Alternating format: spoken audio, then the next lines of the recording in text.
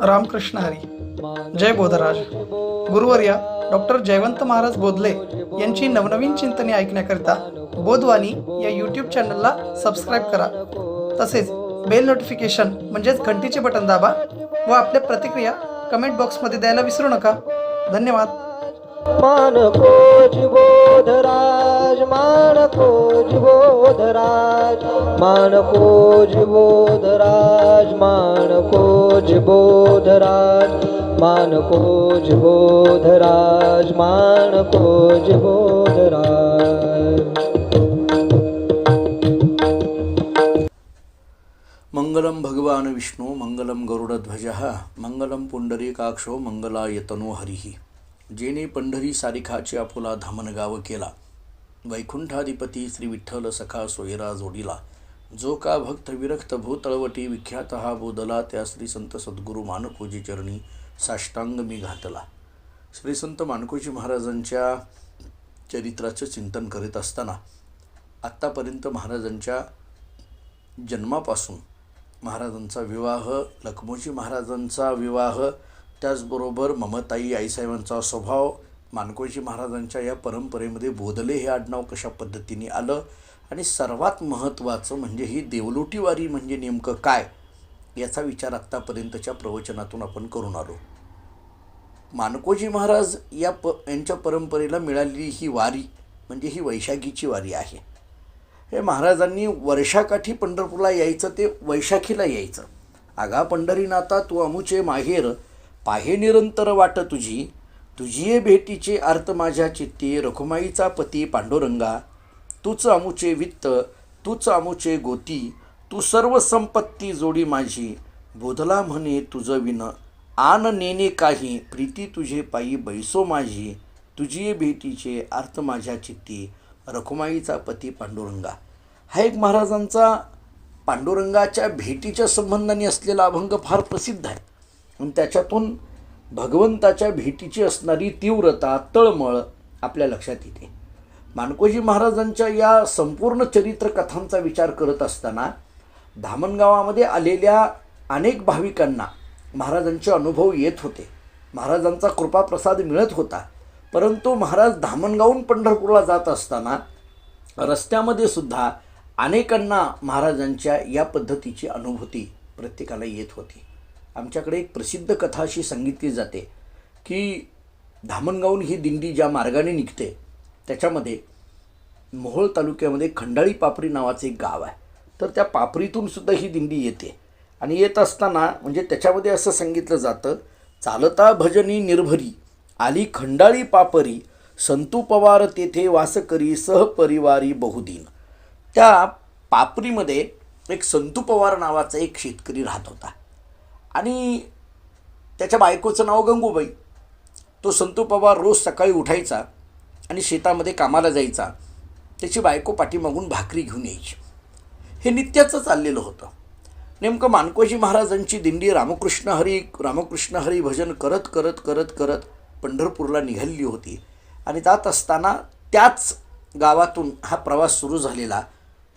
संतू पवाराची धर्मपत्नी असणारी गंगूबाई, तिनं डोक्यावरती भाकरीची पाटी म्हणा, टोपलं म्हणा, ती घेतलेलं होतं, आणि जात असताना समोरून दिंडी जाते हे तिनं पाहिल्याबरोबर तिला वाटायला लागलं की आपण कधी पंढरपूरला गेलो नाही, आपण कधी पांडुरंगाचं भजन केलं नाही, आपल्याला कधी संतसेवा घडली नाही, पण कमीत कमी आपल्या गावातून ही बोधले महाराजांची दिंडी निघालेली आहे, आपण महाराजांचं दर्शन तर घेऊया. अनेक लोक येतात, दर्शन घेत आहेत, स्वागत करतायत, सडासंमार्जन करतायत. आणि म्हणून तिनेही आपली जी भाकरीची पाटी आहे, टोपलं आहे, ते रस्त्यावर ठेवलं आणि महाराजांच्या त्या दिंडीमध्ये आतमध्ये गेली. मानकोजी महाराजांच्या चरणावर नतमस्तक झाली. महाराजांनी तिच्या डोक्यावर हात ठेवला आणि सहज महाराजांच्या मुखातून शब्द आला, काय गंगूबाई, यायचं नाही का पंढरपूरला? एवढे सगळे वारकरी पंढरपूरला निघालेले आहेत, सर्व संतांची सेवा त्या निमित्ताने करायला मिळते, पांडुरंगाचं दर्शन घडतं, पंढरपुरामध्ये चंद्रभागेचं स्नान घडतं, आणि अशा पद्धतीचा परमार्थ आपल्याकडून होतो आहे, यायचं नाही का? महाराजांच्या बोलण्याचा परिणाम तिच्या अंतःकरणावर असा विलक्षण झाला की आपण भाकरी घेऊन शेतामध्ये निघालोय हे ती विसरूनच गेली आणि ती भाकरीची पाटी तिथंच रस्त्यावर ठेवली, ते टोपलं तिथंच रस्त्यावर राहिलं आणि माणकोजी महाराजांच्या बरोबर भजनामध्ये, विठ्ठल विठ्ठल भजनामध्ये तल्लीन होत ती गंगूबाई माणकोजी महाराजांच्या बरोबर इकडं पंढरपूरला निघाली. आता ती भाकरी पाठी रस्त्यावरच आहे. संतू पवार शेतामध्ये बायकोची वाट बघतोय आणि ही गंगूबाई तर इकडं माणकोजी महाराजांच्या बरोबर पंढरपूरला निघाली. पंढरपुरातून पांडुरंगाने हे पाहिलं आणि पांडुरंगाला वाटायला लागलं की या भाकरी जर वेळेमध्ये पोच नाही झाल्या तर माझ्या भक्तावर नको तो अपवाद येईल. काय करावं? कोणाला तरी गंगूबाईचं रूप घेऊन पाठवावं. आता पांडुरंगाने विचार केला, कोणाला पाठवायचं? स्त्रीचं रूप घेऊन पाठवायचं आहे. आणि म्हणून एकदम घाई गडबडीमध्ये रुक्मिणी मातेला देवाने बोलवलं आणि सांगितलं, रुक्मिणी एक काम करा. म्हटलं काय प्रभू? ताबडतोब त्या गंगूबाईसारखं रूप धारण करा, तिच्यासारखी साडी परिधान करा, त्या पापरी नावाच्या गावामध्ये जा आणि ती भाकरीची टोपली, ती भाकरीची पाटी उचला आणि संतू पवाराला नेऊन त्या भाकरी पोच करा. रुक्मिणी मातेने सांगितलं, मला हे जमायचं नाही. काय तुम्ही सारखी दुसऱ्याची कामं सांगत राहता, स्वतःही करत राहता, आम्हालाही सांगत राहता, नाही जमणार मला. हो मी सांगतोय. नाही मी तुम्हालाच सांगते, तुम्ही सांगितल्यानंतर नाही जमणार. देवाने विचार केला, आता काय करायचं? भगवान विचार करतात, काम काय आहे? भाकरीची पाटी उचलायची आहे आणि संतू पवाराला शेतामध्ये नेऊन द्यायची आहे. गंगूबाईच्या रूपामध्ये द्यायची आहे ना. आपल्याला काय अवघड आहे? रूपवर्ण वस्त्र चलन भेद, नटला अभिनव अभेद, टोपले घेऊन गोविंद संतू सन्निध येत असे. आमच्याकडे ओवी अशी दिली जाते, रूप वर्ण वस्त्र चलन भेद. जसं गंगूबाईचं रूप आहे तसं रूप धारण केलं, जसं गंगूबाईच्या अंगावर वस्त्र आहे तसं वस्त्र धारण केलं आणि असं व्यवस्थित पद्धतीने अगदी नटला अभिनव अभेद, हुबेहूब अशा पद्धतीने नटला भगवान परमात्मा. आणि तिथं त्या पापरीमध्ये, खंडाळी पापरीमध्ये देव आले आणि ती भाकरीची पाटी उचलली आणि शेतामध्ये गेले. दुपारची वेळ होती. गंगूबाई येत असलेली संतू पवारांनी पाहिली. त्याला काय माहिती आता हा देव आहे म्हणून. तो बिचारा दुपारची कामं संपली की आपली काय असेल ते बाजूला सोडलं आणि आंब्याच्या झाडाखाली आला. गंगूबाई भाकरी घेऊन आलेली आहे, आनंद आहे. जेवायला बसले. एका हातामध्ये भाकरी, दुसऱ्या हाताने चटणी त्या भाकरीवर ठेवली आणि ती भाकरी स्वतः त्या गंगूबाईनी म्हणजे भगवान श्री पांडुरंगानी संतू पवाराला दिली. काय संतू पवाराचं भाग्य असेल हो, साक्षात पांडुरंगाच्या हातून भाकरी खायला मिळते. एक घास घेतल्याबरोबर संतू पवाराला एक वेगळा आनंद वाटायला लागला, वेगळी चव वाटायला लागली. एकदम ब्रह्मरस प्राशन करतोय अशा पद्धतीची अनुभूती त्याला येऊ लागली.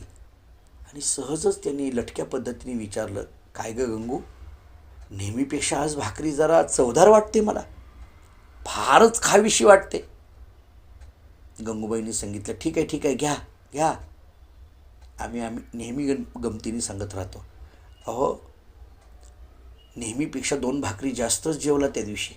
अहो साधी गोष्ट आहे, भगवंताचं नामस्मरण करत असताना माणसं कमी जेवत नाहीत, मग देवाच्या हातून काही कमी जेवतील का? आणि मग अगदी तृप्त झाला.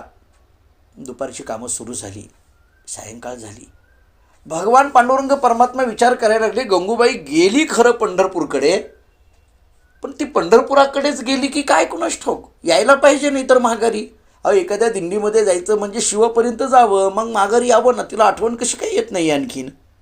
बरं अडचण अशी आहे, जोपर्यंत खरी गंगूबाई येत नाही तोपर्यंत आपण अडकलो ना. देव अडकतो तो असा अडकतो. आणि भगवान त्या संतू पवाराच्या मागं कामं करू लागली शेतात. काम संपलं.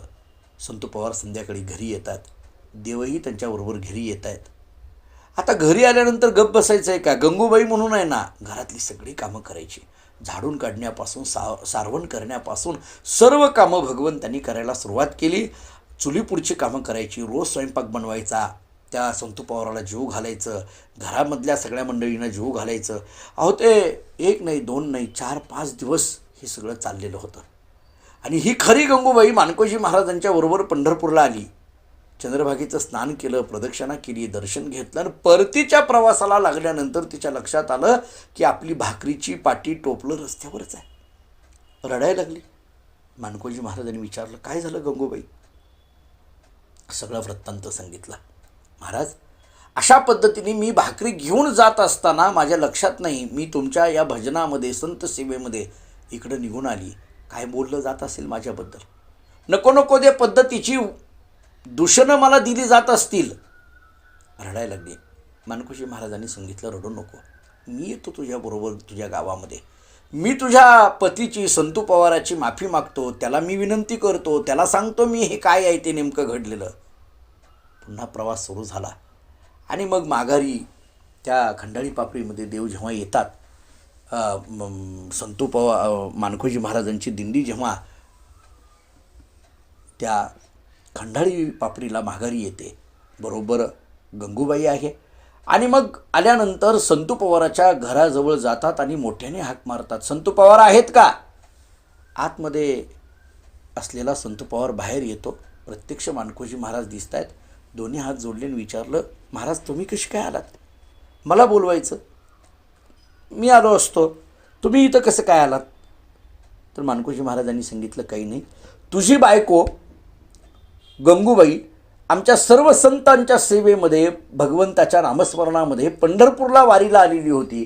4-5 दिवस झालं पंढरपूरला असल्यामुळे आता मी तिला घेऊन आलेलो आहे.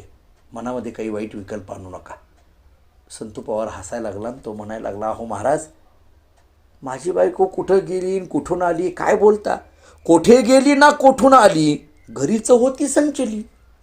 आमच्याकडे ओवी अशी आहे, कोठी गेली ना कोठून आली, घरीच होती संचली, रागाना लोभ क्रोधावली, व्यर्थ बोली कासे या. इतकी गमतीची ओवी आहे ही. संतू पवार दोन्ही हात जोडून म्हणायला लागला, महाराज तुम्ही काय बोलताय? माझी बायको पंढरपूरला गेली, आता माघारी आली. अहो तसलं काही झालेलं नाही, तुम्हाला भ्रम झाला आहे काहीतरी. ती कुठं गेली नाही, कुठून आली नाही, घरातच आहे. घरीच होती संचली, घरातच आहे ती. आणि जरा विशेष सांगू का, अहो घरातच आहे आणि त्याहीपेक्षा रागना लोभ क्रोधावली. काय सांगू महाराज, या 4-5 दिवसामध्ये एकदासुद्धा रागावली नाही, एकदासुद्धा भांडणं झाली नाहीत, एकदासुद्धा आमच्या दोघांमध्ये काही वितुष्ट आलं नाही, एकदासुद्धा नाही भांडणं झाली. हो गमतीने बोलू, देवानी विचार केला याच्याबरोबर आयुष्यभर नांदायचंच नाही तर भांडणं काही राहायची कशाला? 5 दिवस तर राहायचं आहे. ती खरी गंगूबाई आली की निघून जायचं आहे आपल्याला, कशाला देव भांडणं करत राहतो? अहो मानकोजी महाराजांना तो संतू पवार म्हणायला लागला, उलट गेल्या 5 दिवसामध्ये चांगल्या चांगल्या पदार्थ मला करून खाऊ घालते, आनंदाने संसार चाललाय महाराज, नको ते तुम्ही माझ्या डोक्यात घालू नका. मानकोजी महाराजांच्या लक्षात येईना. मानकोजी महाराजांनी सांगितलं, अरे हाक मार बरं गंगूबाईला. त्यानं हाक मारली. गंगूबाई म्हणून हाक मारल्याबरोबर आतून काही गंगूबाई आली नाही का? कारण मानकोजी महाराज आलेले आहेत हे कळाल्याबरोबर आतली जी गंगूबाई म्हणजे कोण? भगवान पांडुरंग परमात्मा, त्यांनी पंढरपूर गाठलं. आतली गंगूबाई निघून गेली. खरी गंगूबाई मानकोजी महाराजांच्या मागे उभी होती, ती पुढं आली. संतू पवाराला नमस्कार केला. संतू पवारांनी विचारलं, अगं गंगू तू घरात होती, इकडून कशी काय आली? ते म्हटले, नाही मी घरात नाही, गेली 5 दिवस झालं मानकोजी महाराजांच्या बरोबर मी दिंडीमध्ये भगवंताच्या दर्शनाकरता म्हणून पंढरपूरला गेलेली होती. हा सगळा काय प्रकार आहे संतू पवाराच्या लक्षात येईना. मानकोजी महाराजांनी मात्र जाणलं. तो चित्ती समजला बोध, म्हणे धन्य दिला अगाध, कांता होऊनी विशद, विधी निषेध न मानिला. डोळ्यातून अश्रू यायला लागले. संतू पवारांनी विचारलं, महाराज मला कळे ना, जर माझी गंगूबाई तुमच्या सर्व संतांच्या सेवेत पंढरपूरला गेलेली असेल तर मग माझ्या घरामध्ये 5 दिवस कोण कामं करत होतं? वेगवेगळ्या पद्धतीचा स्वयंपाक बनवून कोण देत होतं? मानकोजी महाराजांनी सांगितलं, ते म्हणती तुझं न कळे, हे कृत्य केले गोपाळे, गंगाचे भाव फळले, आता न बोले कवनासी. मानकोजी महाराजांनी सांगितलं, डोळ्यातून अश्रू आले आणि म्हणायला लागले, संतू पवार तो मोठा भाग्यवान आहे. योगी जपी तपी ज्ञान्यांच्या स्वप्नामध्ये जो पांडुरंग परमात्मा जात नाही, तो गंगूबाईचा भाव पाहून तुझ्या घरामध्ये गंगूबाईच्या रूपाने सेवा करायला थांबला होता. 5 दिवस सेवा करत होता. संतू पवाराच्या अंगावर काटा उभारला. तो म्हणायला लागला, महाराज काय बोलताय? साक्षात देव माझ्या घरी कामं करत होता, मी नको नको ते त्याच्याकडून कामं करून घेतली. मला जर हे कळालं असतं तर मला साक्षात सगुण रूपाचं दर्शन तरी घडलं असतं. कुठून दुर्बुद्धी येत होती, काय होत होतं कळत नव्हतं. मानकोजी महाराजांनी सांगितलं, हे म्हणती तुझं न कळे, तुला नाही कळणार ते. हे सगळं काय आहे? गंगाचे भाव फळले, गंगूबाईच्या अंतःकरणात असलेला भाव, त्या भावाला मिळालेलं हे फळ आहे की साक्षात देव आणि गंगूबाईचं रूप घेऊन तुझ्या घरी राहावं. अशा पद्धतीची एक अद्भुत कथा त्या खंडाळी पापडीमध्ये व्हावी. मानकोजी महाराजांचा हा दिंडी सोहळा पुढे निघावा. तिथं तुळशीमाळेची कथा आमच्याकडे सांगितली जाते. पलीकडे जवळ देवडी गावाची कथा आहे. तुळशीमाळेचाही इतिहास सांगितला जातो.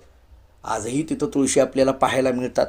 त्या तुळशी अद्यापवरी असती त्या वनांतरी, भाग्यवंत नेत्र पाहती करी, ऐसा श्रीहरी दयाळू. अशा पद्धतीचं ते तुळशीमाळेची एक अद्भुत कथा म्हणजे मानकोजी महाराजांच्या त्या जीवनचरित्रामध्ये आपल्याला सांगितलेली दिसून येते. मानकोजी महाराज आळंदीवारी करतात. आळंदीहून येत असताना पिंपळगावला मुक्काम पडतो. तिथं वेसाची पाटलाच्या घरची एक कथा येते, मोठी कथा आहे. आणि तिथंही साक्षात मानकोजी महाराजांच्या कीर्तनामध्ये जगद्गुरू तुकाराम महाराज उपस्थित होते असे उल्लेख आमच्याकडे आलेले आहेत.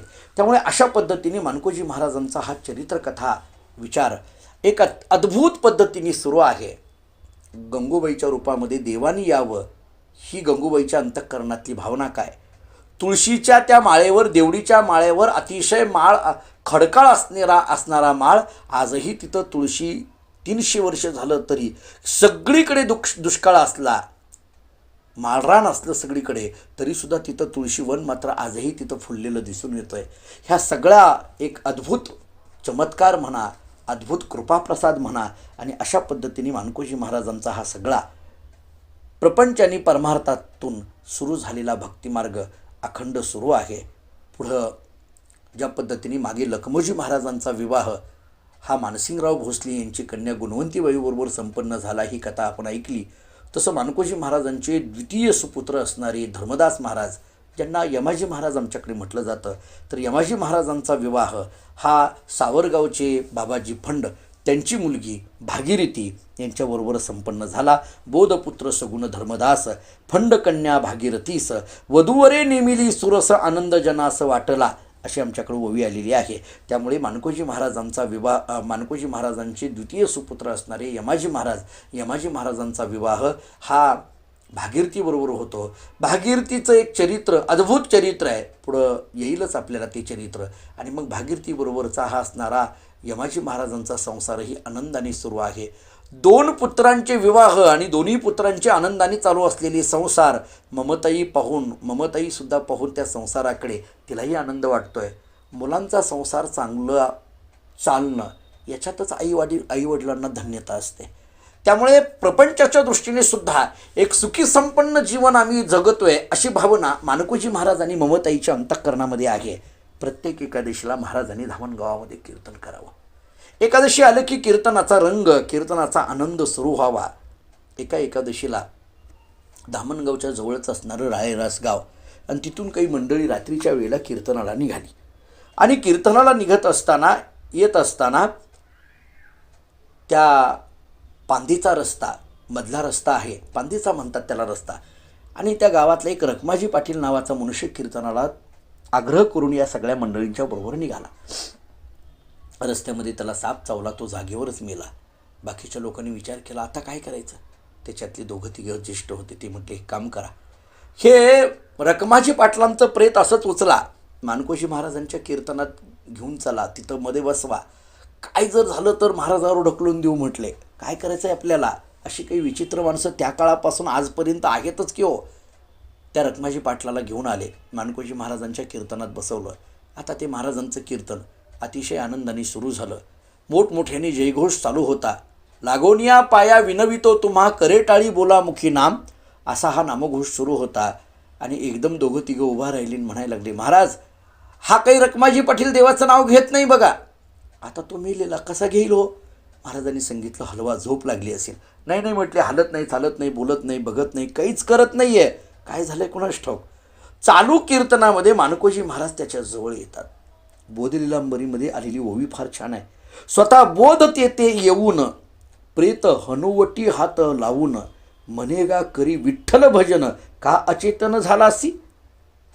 भगवान श्री पांडुरंग परमात्म्याच्या भजनामध्ये तल्लीन झालेला सगळा समाज आणि मानकोजी महाराज त्या कीर्तनामध्ये त्या प्रेताच्या जवळ येतात. तेथे बोध येऊन प्रेत हनुवटी हात लावून मेलेल्या त्या माणसाला हनुवटीला हात लावतात आणि म्हणतात, म्हणेगा करी विठ्ठल भजन. अरे बाबा, विठ्ठल विठ्ठल भजन कर. अशा पद्धतीने अचेतन का झालास. कीर्तनामध्ये असं अचेतन बसायचं नसतं, चेतन रूपाने राहायचं असतं, भजन करायचं असतं. कर विठ्ठल विठ्ठल भजन, विठ्ठल विठ्ठल भजन कर म्हणून असं डोक्यावर हात ठेवल्याबरोबर मेलेला रखमाजी पाटील जिवंत झाला. मेले माणूस जितो उठविले या न्यायाने तो मोठमोठ्याने विठ्ठल विठ्ठल भजन करू लागला. मग काय झाला, एकची जय जयकार. उठले प्रेत नवल थोर, आश्चर्यात पडले नारी नर, करीती नमस्कार बोधल्या ते. सगळीकडे मोठ्याने जय जयकार झाला. सगळीकडे आनंदाने मोठ्याने जयघोष सुरू झाला. विठ्ठल विठ्ठल भजनाने संपूर्ण असणारा असमंत दुमदुमून अशा पद्धतीने गेला. कारण चालू कीर्तनामध्ये मेलेल्या रखमाजी पाटलाला जिवंत केलं ना, तो रखमाजी पाटील तिथून पुढचं संपूर्ण आयुष्य महाराजांच्या चरणाजवळच त्यांनी घालवलं. शेवटी त्याची समाधीसुद्धा धामणगावामध्येच आहे रखमाजी पाटलाची. मोठा इतिहास आहे तो एक. अशा पद्धतीने रायराची एक कथा या परंपरेमध्ये सांगितली जाते. म्हणजे गंगूबाई करता देव व्हावा, भगवंतानी गंगूबाई करता गंगूबाईचं रूप धारण करावं. त्याचबरोबर मानकोजी महाराजांच्या कीर्तनामध्ये मेलेला मनुष्य उठावा. राळेरास ही महाराजांची सासरवाडी आणि तिथं असलेला लोभाजी पाटील हा त्या अर्थाने मानकोजी महाराजांचा थोडा द्वेषित झालेला होता. कारण त्याची मुलगी ममताई मानकोजी महाराजांना दिलेली होती, परंतु हा काही संसार व्यवस्थित करत नाही, उलट सारखा भजन पूजनच करत राहतो. म्हणून त्याचं आणि त्यांचं थोडंसं कौटुंबिक दृष्टिकोनातून वैरच आलं असं म्हणायला हरकत नाही. आणि म्हणून तो काही महाराजांबद्दल त्याची चांगली भावना नव्हती. परंतु त्याच लोभाजी पाटलाच्या घरामध्ये एक हसी नावाची दासी होती. तिचं नाव हंसी किंवा हसी असं दोन्ही नावं आमच्याकडे सांगितली जातात. पण तिची मात्र मानकोजी महाराजांवर दृढभक्ती होती. अहो किती भक्ती, आमच्याकडे वर्णन असं आलेलं आहे की ती पहाटे उठायची. तिच्या घरातली जी सगळी असणारी मालक मंडळी उठायच्या अगोदर, कारण ती त्या घरातली नोकर होती ना, गुलाम होती, ती पहाटे उठायची आणि पहाटे उठून चालत राळेरासून धामणगावला जायची. चालत जायचं धामणगावला. मानकोजी महाराज ज्या वाड्यामध्ये राहतात त्या वाड्यातली बाहेरची सगळी व्यवस्थित पद्धतीने सेवा करायची, झाडून काढायचं, सडासंमार्जन करायचं, रांगोळी काढायची, विठ्ठलाच्या जी मंदिर तिथं आहे त्या मंदिरापुढची सगळी सेवा करायची आणि सूर्योदय होण्याच्या अगोदर पुन्हा माघारी राळेरासला पोचवायची. अशा पद्धतीने त्या हसीदासीची सेवा मानकोजी महाराजांच्या घरची रोज नित्याने चालू आहे. हे ज्यावेळेस त्या लोभाजी पाटलाला कळतं तेव्हा तो लोभाजी पाटील विचार करतो की या हसीदासीचा लिलाव करायचा. पूर्वी गुलाम विकले जायचे आणि म्हणून वेगवेगळ्या गावची लोकं आली. लिलाव पुकारला जाऊ लागला. हसीदासीला रडू यायला लागलं, वाईट वाटायला लागलं. कोणीतरी तो लिलाव घेतला. आता हसी नावाच्या या दासीला त्याच्याकडे सोपवून टाकायचं. मग तर ही कधी धामणगावला जाणार नाही ना, कारण तो सावकार कुठं त्याच्या गावी घेऊन जाणार ना. हसीला मात्र वाईट वाटायला लागलं. माझा लिलाव होतो याचं वाईट नाही, माझ्या मानकोजी महाराजांच्या नित्य सेवेमध्ये मला आता अडथळा येतोय याचं तिला वाईट वाटायला लागलं. तिनं डोळे झाकले, हात जोडले, मनोमन मानकोजी महाराजांचं स्मरण केलं आणि मानकोजी महाराजांचं स्मरण केल्याबरोबर मानकोजी महाराज अदृश्य रूपाने तिच्याजवळ येतात आणि त्या हसीदासीचा उद्धार करतात. नवे नवे तिला अदृश्य करून टाकतात. म्हणती धन्य हौसी तुळशी, धन्य बोधे कैवल्य राशी, सर्वा देखत नेली कैसी संत मनासी आनंद, अशी बोधलीलांबरीमध्ये ओवी सांगितली जाते. आणि म्हणून त्या हसीदासीच्या बद्दल बोलताना मला मात्र एक आपला प्रसिद्ध अभंग सांगावा असा वाटतो. तुमची ये दासीचा दास करुणी ठेवा, आशीर्वाद द्यावा हाची मज. इथला तुमची ये या शब्दाचा आपण हा अभंग बऱ्यापैकी नामदेवराय आणि जनाबाईकडे जरी लावत असलो तरी मला आता या प्रसंगाला असं वाटतं, तुमची ये म्हणण्यामध्ये मानकोजी महाराज आणि दासीचा म्हणण्यामध्ये हसी नावाची दासी आणि तिचा दास करून ठेवा, आशीर्वाद द्यावा हाची मज, अशीच प्रार्थना या निमित्ताने करावी लागेल. अशा पद्धतीने हा मानकोजी महाराजांचा आध्यात्मिक असणारा प्रवास सुरू होता. प्रापंचिक आणि आध्यात्मिक या दोन्ही स्तरावर महाराजांची ही वाटचाल इतकी योग्य पद्धतीने चाललेली. महाराजांचे तिसरे चिरंजीव विठोजी महाराज, त्यांचाही विवाह होतो. पांडे म्हणजे करमळ्याच्या जवळ पांडे नावाचं गाव आहे. तर पांड्या येथील संभाजी पाटील यांची मुलगी भीमा, तिच्याबरोबर विवाह होतो. तीनही मुलांचे संसार थाटलेले आहेत. थोरला मुलगा लखमोजी, दुसरा मुलगा यमाजी, तिसरा मुलगा विठोजी. लखमोजी महाराजांचा विवाह गुणवंतीबाईबरोबर होतो, जे साताऱ्यांचे मानसिंगराव भोसले आहेत त्यांची ती मुलगी आहे. यमाजी महाराजांचा विवाह हा भागीरथीबाईबरोबर होतो, की जे सावरगावची बाबाजी फंडांची मुलगी आहे. आणि विठोजी महाराजांचा विवाह हा भीमाबाईबरोबर होतो, की जे पांड्याचे संभाजी पाटील आहेत त्यांची ती मुलगी आहे. आणि अशा पद्धतीने सर्व असणारा संसार व्यवस्थित चालल्यानंतर त्या सुना एक अत्यंत व्यवस्थित पद्धतीने, ज्याला आध्यात्मिक घर म्हटलं जाईल असा हा आध्यात्मिक घरच म्हणून त्या घरातला सगळा वावर चालू आहे. सर्वाधी जागीत होती सर्व निजल्या आपण निजत, संत विप्राते पूजित शरणांगत वडिलासी.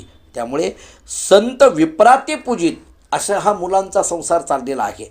जे येतील ते अतिथी देवो भव असा हा संसार चालला आहे. आणि म्हणून मानकोजी महाराजांच्या संसाराबद्दल बोधलीलांबरीकारांनी एक ओवी छान दिलेली आहे. ते म्हणतात, धन्य प्रपंच बोध संसार, संसार नव्हे ब्रह्मसाक्षात्कार, सहजानंदे आचरती सार, केला उद्धार बहुताचा. मानकोजी महाराजांचा हा संसार म्हणजे धन्य आहे. आणि तो संसार नव्हे, एक पद्धतीचा ब्रह्मसाक्षात्कार आहे. सहजानंदे आचरती सार, सहजानंदाने सगळा हा आचरण सगळं व्यवस्थित चाललेलं आहे. केला उद्धार बहुतांचा, अनेकांचा उद्धार त्यांच्याकडून होतोय. अशा पद्धतीचा हा संसार आहे. या मानकोजी महाराजांच्या या संपूर्ण संसारामध्ये लखमोजी महाराज, यमाजी महाराज, विठोजी महाराज. लखमोजी महाराजांची वृत्ती थोडी शेतीकडे अधिक पद्धतीची प्रवृत्ती होती, शेती करण्याकडे. यमाजी महाराजांची वृत्ती ही तत्त्वज्ञानाच्या अभ्यासाकडे प्रवृत्ती होती. आणि विठोजी महाराजांची वृत्ती मात्र सेवेची होती. त्यामुळे थोडंसं सोप्या भाषेत बोलायचं झालं तर लखमोजी महाराजांची वृत्ती ही कर्मप्रधानतेची आहे, यमाजी महाराजांची वृत्ती ही ज्ञानप्रधानतेची आहे, आणि विठोजी महाराजांची वृत्ती ही भक्तिप्रधान नाम सेवाप्रधानतेची आहे. असाही थोडासा बारकावा चिंतनाच्या दृष्टीने आपल्याला याच्यातला पाहता येण्यासारखा आहे. आणि त्यामुळे या सगळ्यांना मानकोजी महाराजांचं मात्र एकच सांगणं आहे, संत सेवेने लाधे स्थैर्य, संत समागम वाढे धैर्य, संतार्चने लाधे शौर्य, पूजनी औदार्य विशेष. सगळ्या तीनही मुलांना एकच सांगतायत की येईल त्या संतांची सेवा करा, सत्संगेनं परमप्राप्य दुस्तरम तरते चिरात, तस्मादती प्रयत्नेनं सत्संगम सततम कुरु. नाथ महाराज भागवतामध्ये जी ओवी देतात ना, सत्संगती वेगळे जाण, तात्काळ पावाव या माझे स्थान, अनेक नाहीचं साधन सत्य जाणं उद्धवा. त्यामुळे संत संगतीचा उपदेश मानकोजी महाराजांनी आपल्या मुलांना करावा. अशा पद्धतीने हा संसार सुरू आहे खरा, परंतु महाराजांच्या या जीवनचरित्रामध्ये त्यांचे पट्टशिष्य म्हणून सुद्धा काहींचे उल्लेख आपल्याकडे केलेले दिसून येतात. त्याच्यामध्ये भजलिंग महाराजांचा एक उल्लेख आवर्जून केला जातो. त्याचबरोबर मल्हारपंत नाईक खर्डेकर यांचाही उल्लेख आवर्जून केला जातो. त्याचबरोबर लाडू असणारी जी कळवंतीन, तर तिचाही उल्लेख आवर्जून केला जातो. आणि म्हणून भजलिंग महाराजांचा एक उल्लेख अत्यंत गोड अशा पद्धतीचा उल्लेख आहे. तुम्ही इथं पंढरपूरच्या जवळ करकमला जर गेलात तर भजलिंग महाराजांचं फार मोठं संस्थान, फार मोठी परंपरा आपल्याला असलेली दिसून येईल. भजलिंग महाराजांच्या या परंपरेचा इतिहास असा सांगितला जातो, भजलिंग नामे ब्रह्मपुत्र, करकंब गावी नारायण विप्र, धन्य धान्यवंत पवित्र अग्निहोत्र घरी सदा. अशा पद्धतीने भजलिंग महाराजांचं वर्णन बोधलीलांबरीमध्ये आलेलं आहे. आणि म्हणून करकंबा गावी या ठिकाणी असणारे हे भजलिंग महाराज, ती शिवाली नावाची असणारी वाणीन, ती महालिंग अय्या जंगम यांच्याकडे घेऊन जाते. तिथं दीक्षा मिळते. तिथून पंढरपूरला भजलिंग महाराज येतात. तिथून त्र्यंबकेश्वरला जातात. 3 वर्ष तिथं तपश्चर्या केली जाते. आणि मग भजलिंग महाराजांना दृष्टांत होतो, तुझं पाहिजे निर्वाण ज्ञान, तरी धार्मण्य ग्राम पावन, मानकोजी बोधला अभिधान, जाई शरण निज भावे. आणि म्हणून त्र्यंबकेश्वराचा एक दृष्टांत, निवृत्तीनाथांचा दृष्टांत होतो. आणि भजलिंग महाराज तिथून धामणगावी येतात. तिथं मानकोजी महाराजांची सेवा करतात. आणि सेवा केल्यानंतर मानकोजी महाराजांकडून त्यांना मंत्रोपदेश होतो. त्याची एक स्वतंत्र कथा सांगितली जाते. राजुळे नावाच्या जंगलामध्ये भजलिंग महाराजांना घेऊन जातात. आणि तिथं अगदी त्या दुधामध्ये काला करून खात असताना मानकोजी महाराजांनी भजलिंगाला बोलवलं. तो परमामृत काला प्रसाद भजलिंग लाधला, परमार्थ फलद्रूप झाला मनी निवाला निजवृत्ती. तिथंच मग श्री दत्त रूप प्रगट केले, श्वानी कामधेनू धेकिले, नर कपाल तो कमंडलू ऐसे पाहिले निजरूप, तेथे निर्वाण ज्ञान उपदिशिले, तेने तन मन निवाले, साक्षात्कारी समरसले तेची पावले महापंथे, ऐसा निर्वाण उपदेश भजलिंग झाला ब्रह्मांश, अनंत जन्मीचे फळले यश विसरला क्लेश अंतरीचे, सत्शिष्य आवडता झाला. इथपर्यंतच्या ओव्या बोधिलांबरीमध्ये आलेल्या आहेत. त्यामुळे भजलिंग महाराजावर माणकोजी महाराजांनी कृपा करावी आणि तो एक सत्शिष्य आवडता शिष्य म्हणून भजलिंग महाराजांचा उल्लेख आमच्या परंपरेमध्ये केला जातो. त्यामुळे करकममध्ये असलेले भजलिंग महाराज हे माणकोजी महाराजांचे परमशिष्य आणि तीच परंपरा त्या भजलिंग महाराजांची आजही करकममध्ये चालू असलेली आपल्याला दिसून येते. पुढं खर्डेकरांचा मल्हारपंत नाईकांचाही इतिहास सांगितला जातो. तेही धामणगावला आले. ते गावी मल्हार नाईक, यजुशाखी द्विजनायक, सरापी उदिम करी अनेक, ठकविले लोक भोळे जे. आणि मग त्यांच्या डोक्यावर सुद्धा हात ठेवला, मस्तकी ठेविला कर, तेने झाला अजरामर, परमार्थ साधिला थोर जय जयकार प्रवर्तला. त्यामुळे मल्हारपंत खर्डेकरांवरही माणकोजी महाराजांनी कृपाहस्त ठेवावा, उपदेश करावा, तेही परमशिष्य व्हावेत. आणि मग लाडू नावाची असणारी एक जी काही बादशहाच्या दरबारामध्ये असणारी तिथं असणारी गाणं म्हणणारी कळवातीन म्हणून त्या लाडूचा उल्लेख आपल्याकडे केलेला दिसून येतो. खरं तर तिचं नाव हुसेन भक्ष नाम प्रतिष्ठित असा बोधिलीलांबरीमध्ये उल्लेख आलेला दिसून येतो. परी लाडू म्हणती जन आप्त, द्रव्य मिळविले अमित नेत्र घुरनीत सदा तिचे. पण तिनं माणकोजी महाराजांची ख्याती ऐकली. तो मानकोजी बोधला पीर, साक्षात अवतरला परमेश्वर, त्याचे कृपे झाला साक्षात्कार, महिमा अपार न वर्णवे. अशा पद्धतीने तिच्या कानावर माणकोजी महाराजांची ख्याती येते. आणि मग ती बादशहाची परवानगी घेऊन धामणगावला येत असताना तुळजापूरला येते. तिथं आईसाहेबांच्या दरबारामध्ये तिचं गाणं होतं. तिथून तिला धामणगावचा पत्ता लागतो. धामणगावला येते, 12 वर्ष सेवा करते. मग माणकोजी महाराज विचारतात, तू कोण आहेस आणि कुठून आली? तिनं सगळा आपला इतिहास सांगितला. मग ते बोधे उपदेशिली, तात्काळ विदेही झाली, निजात्म वस्तू लाधली, सर्व साधली सिद्धाई. या तीनही महात्म्यांची चरित्र विस्ताराने खूप मोठी आहेत, पण आपल्याला माहितीस्तव असावं म्हणून मी थोडक्यात ही तिन्ही चरित्र सांगितली. भजलिंग महाराज, करकमकर, मल्हारपंत नाईक खर्डेकर आणि लाडू कळवातीन या तिघांची चरित्र या परंपरेमध्ये अत्यंत पवित्र अशी चरित्र म्हणून या चरित्राकडे पाहिलं जातं. आणि ही तिघही महाराजांचे परमशिष्य म्हणून यांच्याकडे पाहिलं जातं. अशा पद्धतीने माणकोजी महाराजांची ही पारमार्थिक एक अवस्था अखंड पद्धतीने धामणगावामध्ये सुरू आहे. संसार आणि परमार्थ अशा दोन्ही अंगाने व्यवस्थित पद्धतीने हा सगळा प्रवास चालू असताना माणकोजी महाराजांच्या चरित्रातल्या एक एक घटना आपण पाहत येतोय. पण आता आपल्याला आणखीन एक महत्त्वाची घटना आणि महत्त्वाची कथा ऐकायची आहे. कारण माणकोजी महाराजांचं चरित्र हे एक अद्भुत चरित्र आहे. महाराजांच्या चरित्रामधली एक अद्भुत घटना किंवा अद्भुत कथा मला जी सांगायची आहे ती म्हणजे माणकोजी महाराजांना झालेला नाथ साक्षात्कार. नवनाथांचा साक्षात्कार महाराजांना कसा झाला आणि महाराजांच्याकडे ती परंपरा कशा पद्धतीने आजतागायत चालू आहे याचा कथा भाग आपल्याला पाहायचा आहे. आजची वेळ संपली, आज इथंच थांबू. उद्या आपण माणकोजी महाराजांच्या घराण्यामध्ये, बोधले घराण्यामध्ये ही नाथपरंपरा कशा पद्धतीने आज तागायत सांभाळली जाते त्याचं चिंतन करू. रामकृष्ण हरी. मानकोज बोधराज, मानकोज बोधराज, मानकोज बोधराज, मानकोज बोधराज, मानकोज बोधराज, मानकोज बोधराज, मानकोज बोधराज, मानकोज बोधराज, मानकोज बोधराज, मानकोज बोधराज, मानकोज बोधराज, मानकोज बोधराज.